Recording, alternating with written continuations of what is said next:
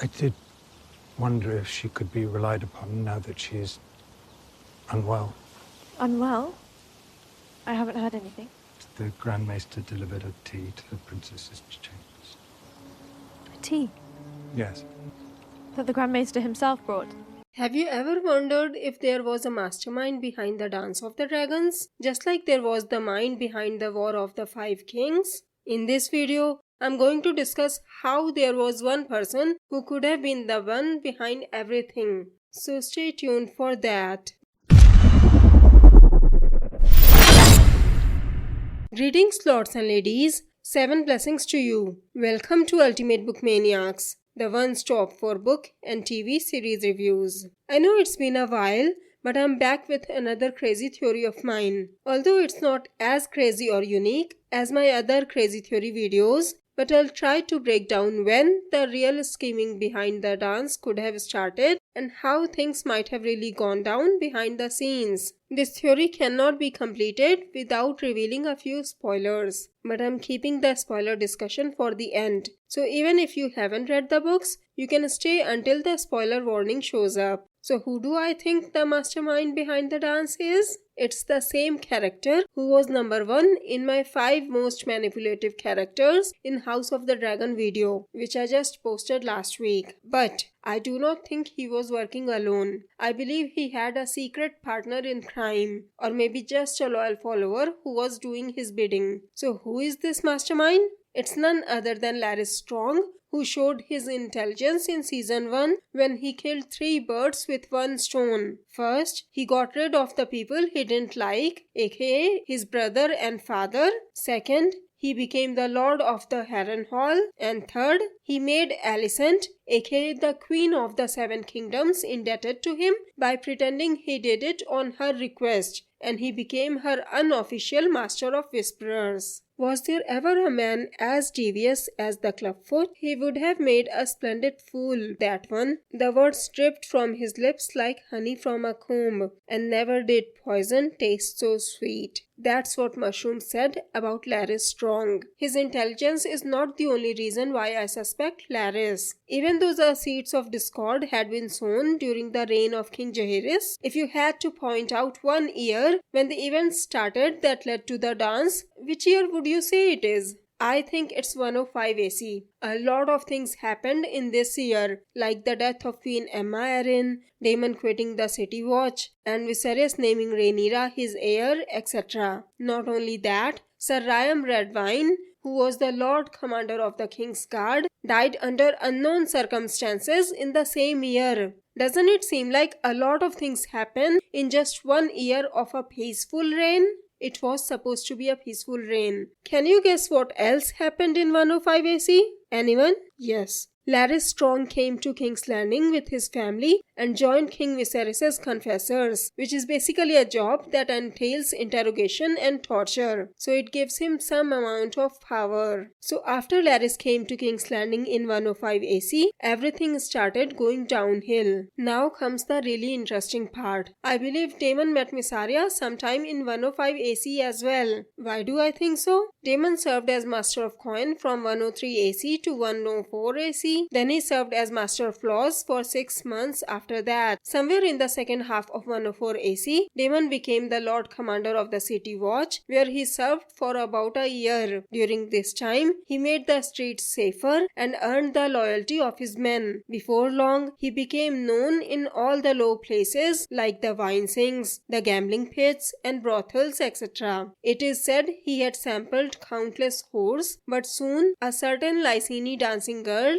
aka Mysaria, became his favorite. I can't help but think this probably happened in 105 AC. Half a year could have easily passed while he was still sampling countless whores. We have looked at Larys. Now let's look at Mysaria's actions. In season 1, she first consoles Daemon by saying, "The king cannot replace you." After Prince Balon's death, Daemon seemed sad and he is probably in mourning. But it was Mysaria who said, "The king is so there once again. Might we drink to our future?" So Missaria was the one who got Damon drunk, and then she practically forced Damon to make a toast. When some men who might have been paid to do it started shouting for Damon to speak, Damon had no choice but to speak a few words. He probably didn't even remember what he said. And then someone informed Otto Hightower that Damon called Prince Balon an heir for a day, which made Viserys so mad he replaced Damon. And in turn, Damon got so mad that he left King's Landing. I think that someone was Missaria, and just like she provided Otto the right information at the right time, which made Viserys mad at Otto, making it easier for him to agree to let go of Otto when Rhaenyra asked him, she did the same thing to Damon, but more indirectly. And Viserys was so easy to manipulate that he let go of two of his most trusted men based on the information provided by Missaria, Otto and Damon. That's why I believe that Missaria was the person who actually had the info sent to Otto that Damon called Prince Balon an heir for a day. Damon had thought it was Otto who had created a lie or had twisted his speech to get him out of the way. Keep in mind, Damon never admitted to calling Prince Balon an heir for a day, but he didn't deny it either. Could it be because he doesn't remember what he said? I think it's possible. That's why I think Larys was the one who put Missaria in a place where she could get close to Damon and gain his confidence. Nothing is known about Missaria before she was found by Damon, except the fact that she was a dancer from Lys. As the king's professor, it's possible Larys found her somewhere, took her under his wing, and she started working for him. We used to think that Larys and Missaria were working for the opposite teams. But if you combine their actions, especially during the Dance of the Dragons, they make a lot more sense. How? For that, we'll have to look at the events during the Dance of the Dragons. So major spoiler warning for those who haven't read the books. I'm going to discuss some of the book spoilers now. So if you don't want to see any spoilers, you should stop watching the video now. During the dance, Larys was the master of whisperers for the Greens, whereas Missaria was the mistress of whisperers for the Blacks. Together, they controlled the entire information system in this war. Even the Maesters have doubts about Larys's loyalty, and everything Missaria did led to a disaster for Rhaenyra. So both of them could have been working together to fuel the fire. Missaria was the one who had hired Blood and Cheese, which probably led to her becoming the mistress of whisperers for Damon. After the fall of King's Landing, she unofficially started serving as Rhaenyra's mistress of whisperers as well. It was Missaria who told Rhaenyra that Damon had been sleeping with Nettles and how she might get pregnant with a bastard soon, which led to Rhaenyra angrily ordering Nettles' death and another dragon seed, Adam Velaryon's capture. Where she was initially trying to give them the benefit of doubt, Missaria's information made her so angry that she made some really harsh decisions. When Sir Adam Velaryon also fled before he was captured, Missaria whispered his flight proved guilt. So Missaria made Rhaenyra lose 2 loyal dragon riders by making them flee, her loyal hand, Lord Corlys Velaryon, and Daemon, who went on a suicidal mission instead. After that, Missaria told Helena of her son Maelor's death and the grisly manner of his passing, which led to Helena throwing herself from the tower and dying. After Helena's death, the rumors spread throughout the city, which said Rhaenyra had served Maelor's head to Helena in a chamber pot. Another rumor claimed Helena was murdered by Rhaenyra. These rumors led to the riots in King's Landing, which resulted in the destruction of the dragon pit, the death of 5 dragons, and Rhaenyra fleeing back to Dragonstone, where she died. According to Mushroom, these rumors were spread by Larys, who had remained in King's Landing after its fall to undermine Rhaenyra's rule. According to Mushroom, a man who gathers whispers can spread them just as well. After the massive riots, Perkin, who took control of the Red Keep and crowned Trystane,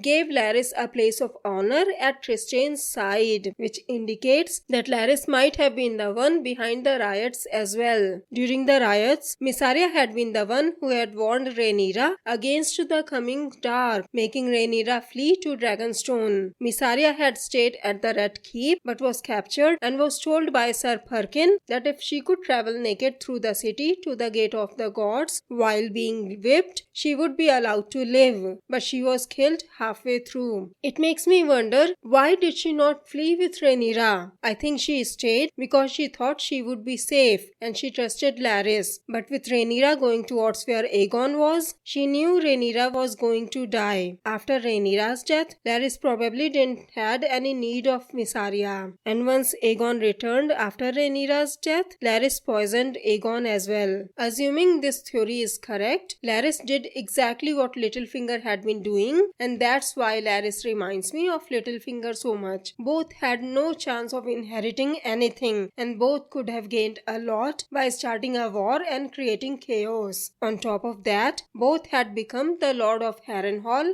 but it seems like neither of them set foot there. The enigma that is Larys Strong, the clubfoot, has vexed students of history for generations, and is not one we can hope to unravel here. Where did his true loyalty lie? What was he about, Mr. Gildane? That's why I think Larys and Mysaria manipulated everyone to start the war. But still, I would say the biggest fault lies with Viserys Targaryen. So, what do you think of this theory? Don't forget to tell us in the comments. If you like this video, please click on the like button below, share the video and subscribe to my channel. Have a great day. Bye bye. See you in my next video.